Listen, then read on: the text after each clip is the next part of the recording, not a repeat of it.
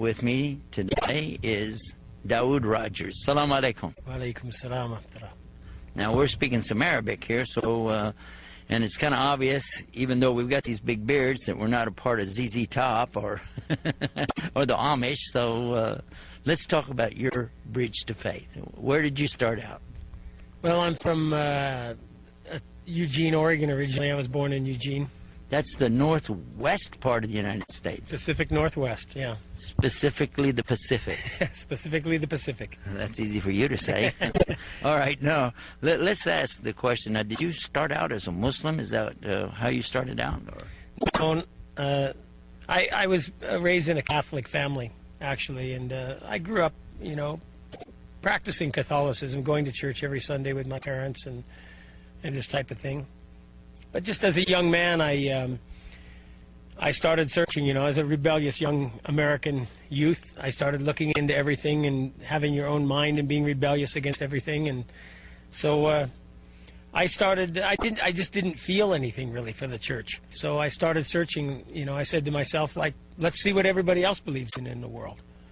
So actually, I was quite, being from Southern Oregon and everything in that area, it's quite a beautiful environmental place. It's a lot of beautiful mountains and trees, and I very much was attached to the environment in the outdoors. And so I started, looking into what was being done to the earth, environmentally, and it really disturbed me.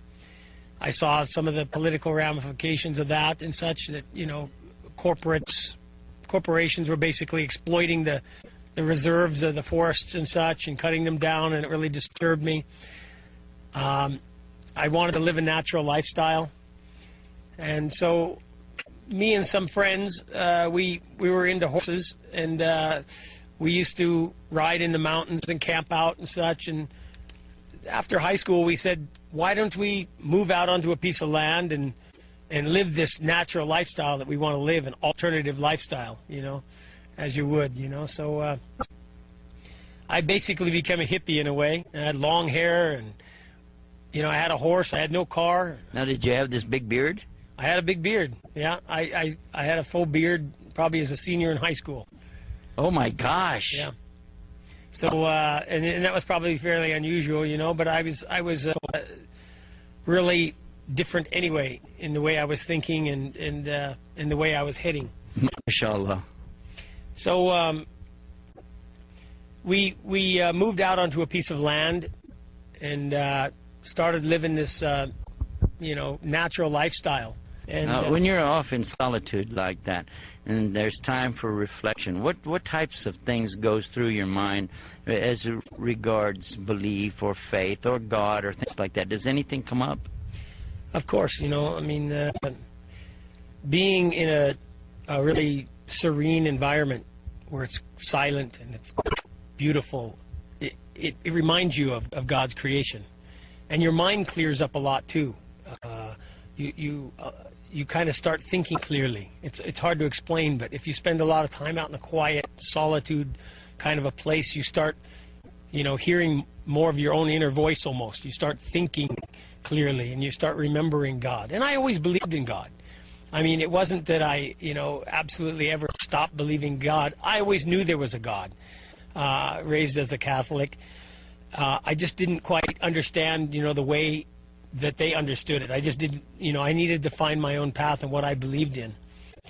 And so I started reading, and I started searching. Like I said, what does everybody else in the world believe, So you looked at different religions. I looked at different religions. What are some of the religions you looked at? Well, being into horses and being close to nature, I was very attracted to the American Indians' religion, actually, of trying to live in peace and harmony with your Creator, and, viewing the creation as your brother, kind of, and this type of thing. And I spent some time with some Indian medicine men. We used to go into the sweat lodge and stuff like this, and I really was, looking into what they believed in and what were they practicing. And I would pick up anybody's book almost and read it. Some friends were traveling through the airport, and these Hare Krishnas giving out books at the airport. So we would, hey, all right, cool. We would take anybody's book and read it. I would take some of these books home, like these things, and look through them and read them and see, what does this person believe in? What do they believe in? What are they saying? What's right and what's wrong? What's yes and what's no? And sometimes you would end up completely baffled. You read the book and you think, what did I learn from that? I don't understand at all what they were talking about. It wasn't clear at all, some of these teachings. So Buddhism, Hinduism, American Indians' religions. I was raised a Catholic, so the Bible and Judaism, anybody's religion almost I would look into. I'd listen to gurus and all kinds of stuff. Anybody who thought they were on a spiritual kind of path or something, I was open to listening to.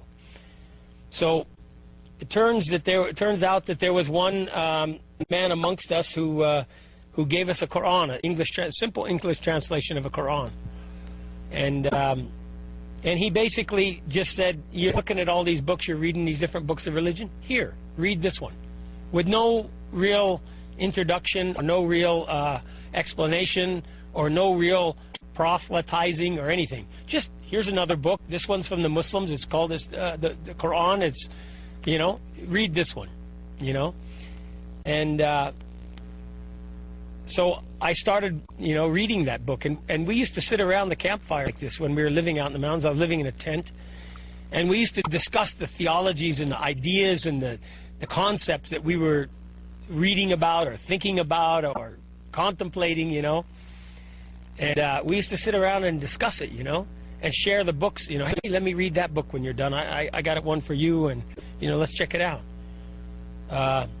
So I read the Quran, and unlike so many of the other books I had read, it just was very straightforward and very clear and really touched my heart.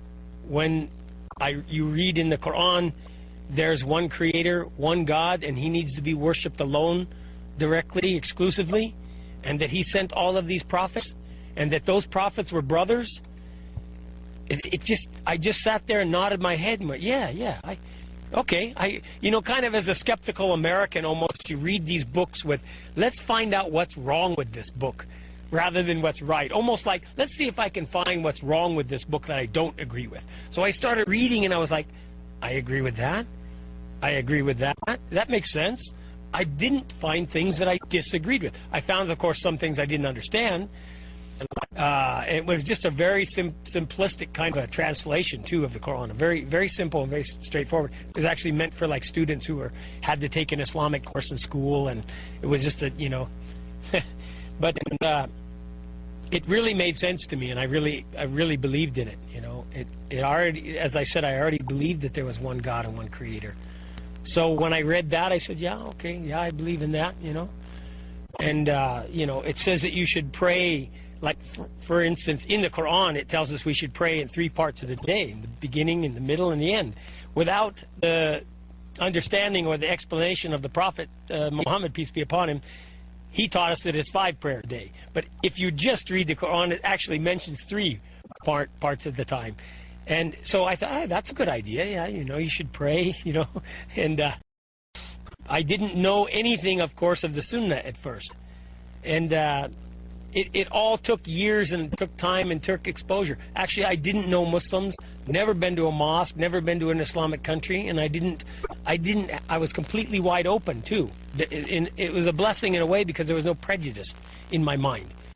Islam and Muslims, I was just blink, what's that? I had no idea at all, about it. This was long ago. It was about 1982 when I became a Muslim. That it was kind of before. That was before all the Muslims were terrorists. Exactly. This was before, like, even the West knew anything about, mostly, in general, the West knew much about, like, for instance, one of the first things that brought Muslims in the Middle East and Islam into the Western view that I could remember was the Iranian hostage crisis. Okay, no, you're talking about Iran. There were Muslims. They were in the United States. There were some hostages taken. I remember about that thing. How, did that have an effect on your thinking? I didn't have a negative view of Muslims. I didn't know anything about Muslims, you know. So whoever those guys were and whatever they were doing, it just was, you know, it didn't really hit me as, you know, like being Muslims or anything like that. It was a political thing.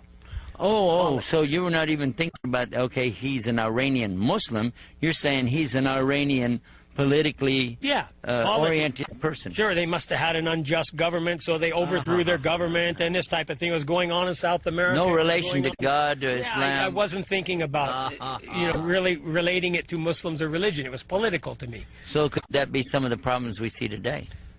Partly. I mean, you know, but sometimes people are trying to inflict religion into it more than it is sometimes. Sometimes things are political, and there is injustice going on in the world.